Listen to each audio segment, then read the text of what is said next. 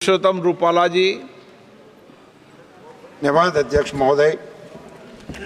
ये दिव्यांग बच्चों को और खास करके दृष्टिबाधित बच्चों को पढ़ने के लिए, उनकी सुविधा के लिए जो इनकी लिपि होती है उसको ट्रांसलेट करके ऑडियो के फॉर्म में करने का काम भुज की एक संस्था कर रही है, कच्छ भुज की।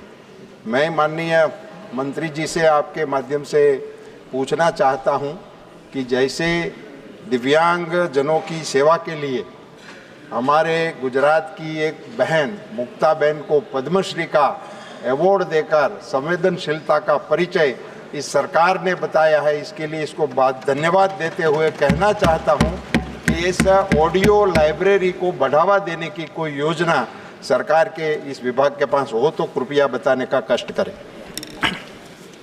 माननीय अध्यक्ष महोदय, माननीय सदस्य के द्वारा देश भर के हमारे इस तरह के जो दिव्यांगजन हैं, दिव्यांगता अलग अलग तरह की दिव्यांगता होती है। कोई बोल नहीं पाता है, कोई सुन नहीं पाता है, कुछ फिजिकली डिसेबल्ड होते हैं। उनके अलग अलग तरह की आवश्यकताओं को और दृष्टिबाधित दिव्यांगता का भी उन्होंने उल्लेख किया। ऑडियो विजुअल माध्यम से उनको गुजरात का उदाहरण भी उनके द्वारा दिया गया। सामाजिक न्याय अधिकारिता मंत्रालय का जो दिव्यांगजन सशक्तिकरण विभाग है, हमारे 9 संस्थान पूरे देश में काम कर रहे हैं। उसमें जो हमारा राष्ट्रीय दिव्यांगजन दृष्टिबाधित राष्ट्रीय संस्थान है देहरादून में, यह संस्थान इस दिशा में विशेष रूप से काम भी कर रहा है, अनुसंधान भी कर रहा है और ब्रेल प्रेस की स्थापना भी देश भर में की गई है। 25 ब्रेल प्रेस देश में काम कर रहे हैं। उसके साथ ही साथ साइन लैंग्वेज के माध्यम से भी दिव्यांगजनों को शिक्षा के क्षेत्र में आगे बढ़ने के अवसर उपलब्ध कराए जाने का काम भी किया जा रहा है।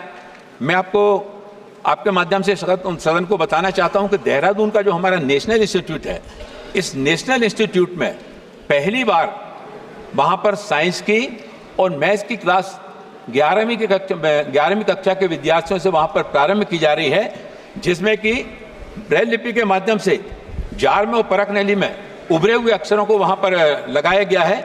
आज हमारे दृष्टिबाधित हमारे छात्र और छात्राएं वहां पर 11वीं की जो बैच शुरू है, अगले वर्ष वो 12वीं में किया जाएगा।